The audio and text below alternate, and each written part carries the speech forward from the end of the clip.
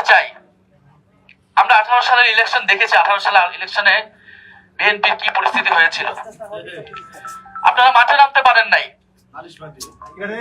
আপনারা খালেদা জিয়ার বাড়ির সামনে থেকে বালুর ট্রাক সরাইতে পারেন নাই। আমরা 24-এ দেখছি আপনারা এর আগে 28 অক্টোবর 3টা ককটেলের পরে আপনারা 3 মিনিটও মাঠে দাঁড়াইতে পারেন নাই। সরকার এবং সরকার দলীয় বাহিনীদের এই আক্রমণ আপনাদের উপর ছিল। আমরা তখন আপনাদের প্রতি সহানুভূতিশীল ছিলাম, আমরা আপনাদের পক্ষে দাঁড়িয়েছি, আমরা ভিন্ন মতের পক্ষে দাঁড়িয়েছি, বিরোধী মতের পক্ষে দাঁড়িয়েছি। কিন্তু এখন বলা হচ্ছে সমালোচনা বন্ধ করতে হবে, সমালোচনা নাকি করা যাবে না। আপনারা যদি একই আওয়ামী লীগের রাজনীতি করেন, আওয়ামী লীগের কায়দায়, সন্ত্রাসী কায়দায় আপনাদের প্রতিদ্বন্দ্বীকে ভোটের মাঠে ঠেকাইতে চান, তাহলে আপনাদের সাথে আওয়ামী লীগের পার্থক্য কি?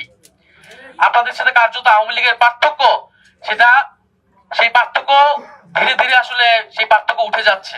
আমরা দেখছি আপনাদের মঞ্চ থেকে জয় বাংলার স্লোগান হচ্ছে। আপনারা আওয়ামী লীগের ভোট চাওয়ার জন্য যা খুশি তা বলে বেড়াচ্ছেন। আপনারা যদি ভেবে থাকেন যে এভাবে আমাদের প্রার্থীদেরকে আপনারা হেনস্থা করে, বাধা তৈরি করে আপনারা নির্বাচন জিতে যাবেন, তাহলে আপনারা ভুল ভাবছেন। আপনাদের উদ্দেশ্যে এটাই বলবো যে গণ অভ্যুত্থান পরবর্তী বাংলাদেশে আমরা একটি সৌহার্দ্য, সম্প্রীতি এবং গণতান্ত্রিক পরিবেশ চেয়েছি, আমরা এখনো সেটাই চাচ্ছি।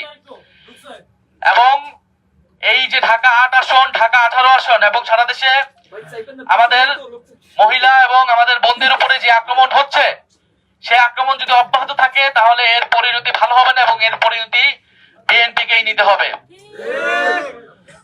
জনাব নাসিরউদ্দিন পাটোয়ারীকে নিয়ে অনেক কথা থাকতে পারে, তিনিও সমালোচনার ঊর্ধ্বে নন, তার ভুল ত্রুটি থাকতে পারে।